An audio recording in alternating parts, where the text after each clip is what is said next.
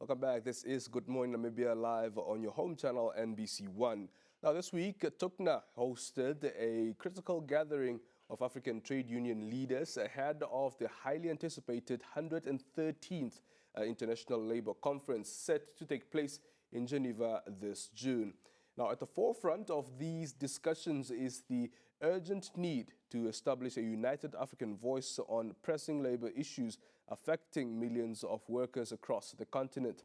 Now, from violations of international labor standards to the growing concerns surrounding platform work and the informal economy, the two-day meeting that commenced on Monday aims to shape a strong and coordinated African position.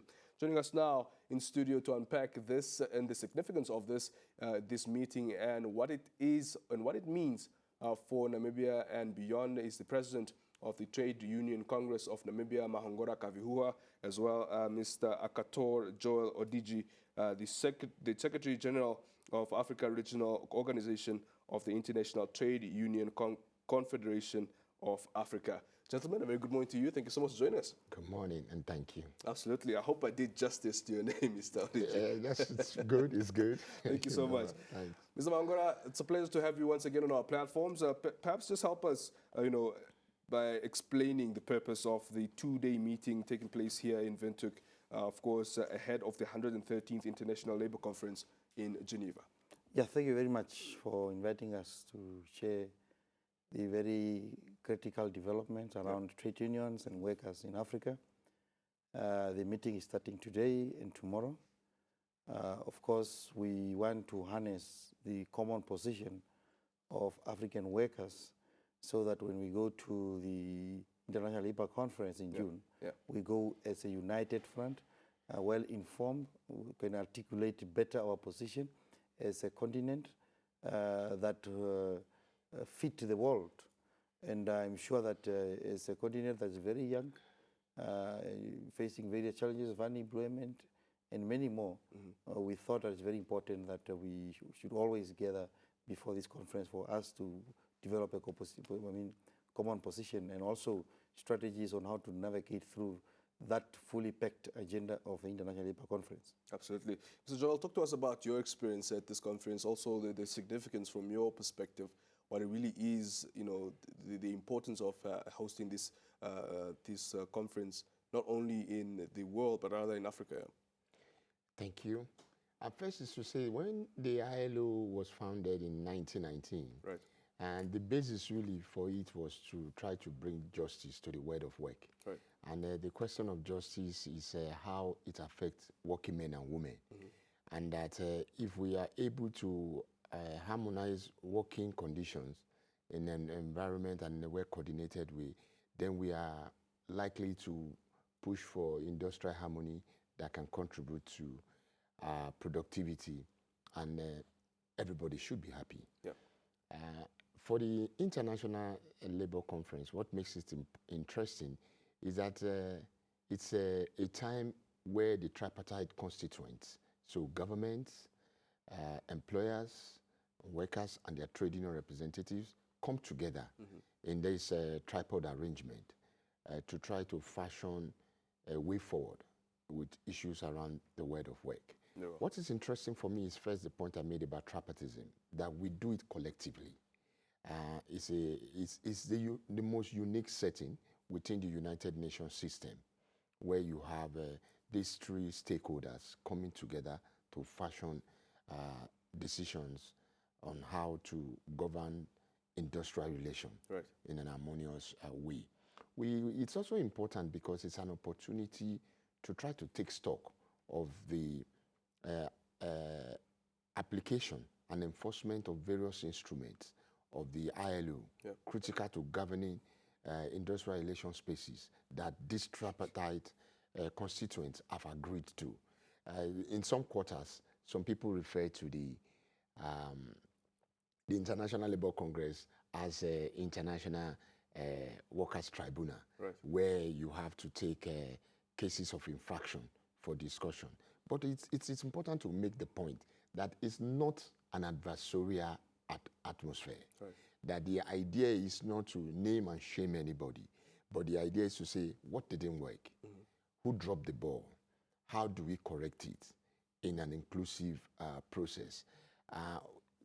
The other thing that I found a bit interesting also is that in some cases, some countries, especially government, nobody like to be taken outside for discussion sometimes.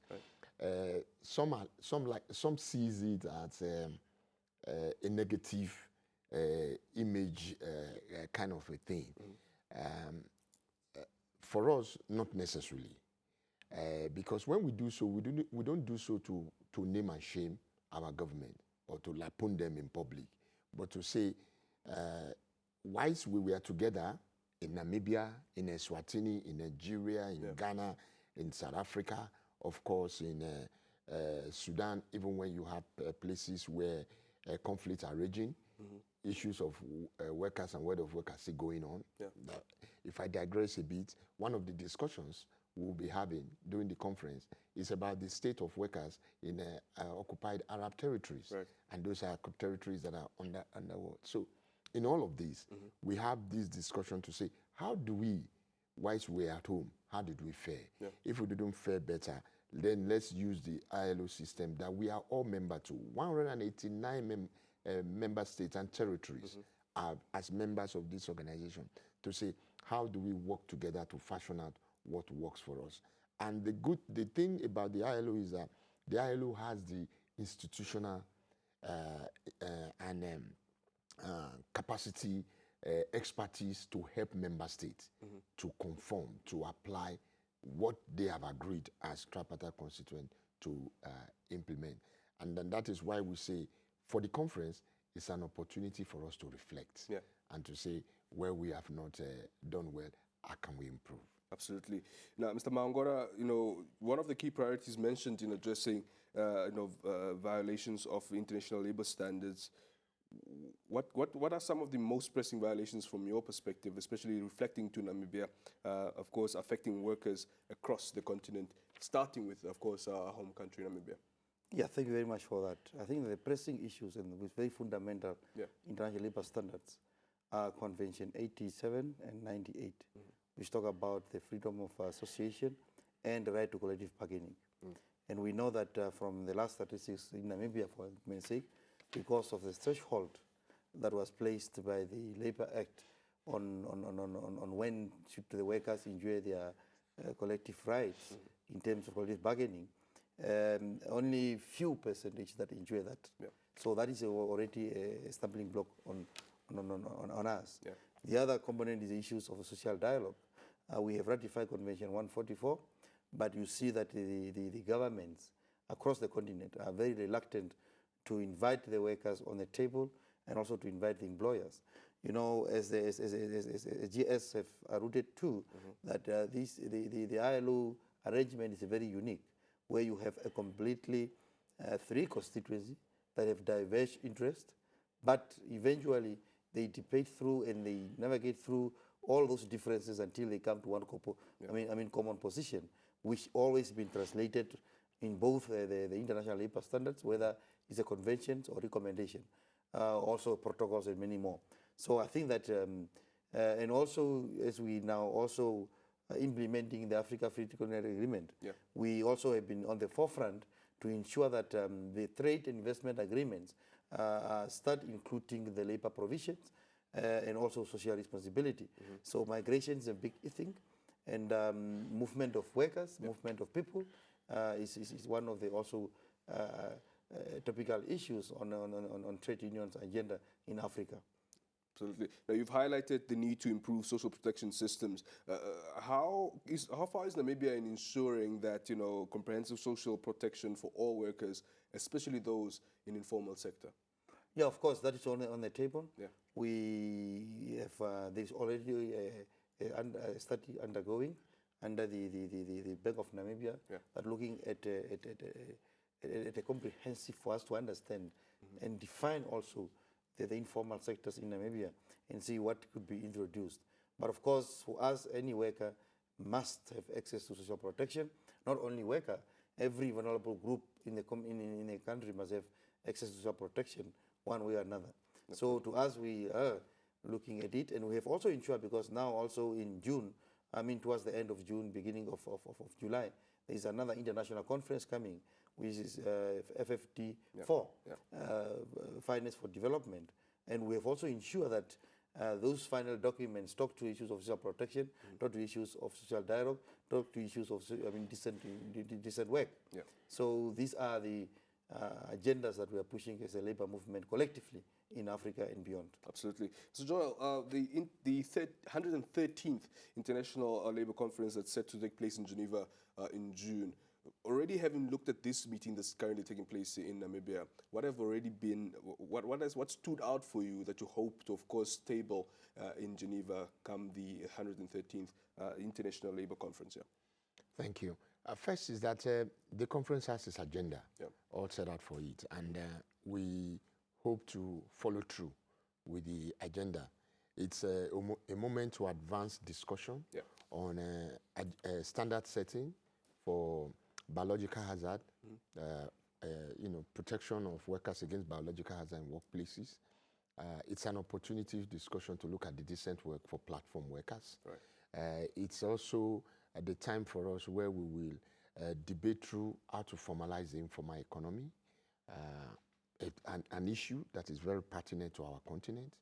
And equally, it's an opportunity to discuss standing issues around violations of rights of workers, especially taking more discussion on the reports of the Committee of Experts on the application of conventions and recommendations.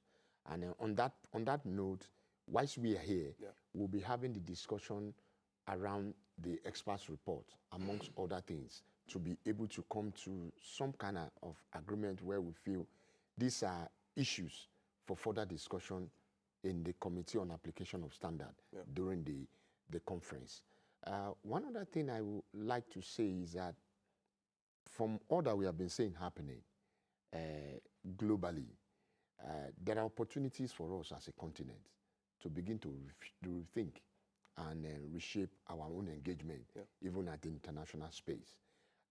Whatever we think about it, why is the U.S. foreign policy, as it seems now, might be causing a lot of brouhaha in different quarters, we should also look at the opportunities for our continent. And I think that more than ever before, if we look at unilateral tariff imposition, it tells me that Africa needs to begin to improve its own integration through trade more.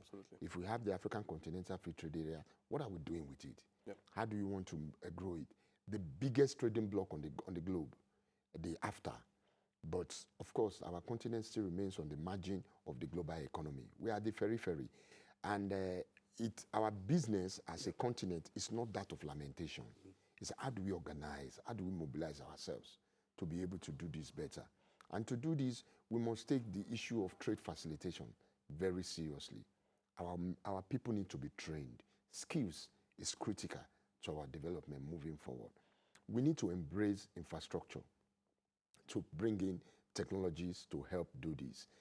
If we are trading and working around and amongst ourselves, the payment system needs to improve so that if I buy something here in Namibia, I need to get to pay somebody down in Togo, it should not be a problem. It should be seamless and fast. But more importantly, it's also that our people need to have opportunity to, in these infrastructures, we need to connect our road ourselves. The Chinese are talking about belt and silk across. We shouldn't be sitting idle thinking, how do we connect Africa by rails? How do we improve aviation so that somebody from West Africa can get to Southern Africa same day, real time? We don't have to move 48 hours traveling our continent. We need to navigate all of that. So the point I'm making is that there are opportunities for us. And Kavihuha made the point, which I also think, and we have been hearing it because we like the sounds and vibes coming from Namibia recently. Namibia is also talking about how it wants to contribute to the integration of the continent. We want to see that in action. these borders were not constructed by us. Absolutely. We understand what they mean for sovereignty, but we need to deconstruct them Thank you in very an much. inclusive manner. Absolutely. How I wish we really had more time for this conversation. Unfortunately, gentlemen, we have run out of time. But thank you so much for being here. Thank you so much for, of course, hosting this very important meeting. We, of course, hope to engage you further ahead of the meeting, of course, that is set to take place in Geneva. I wish you all the best for that. Thank you. very much. Absolutely. This is Good Morning Namibia. We have more conversations coming your way right here in a jiffy. Don't look away.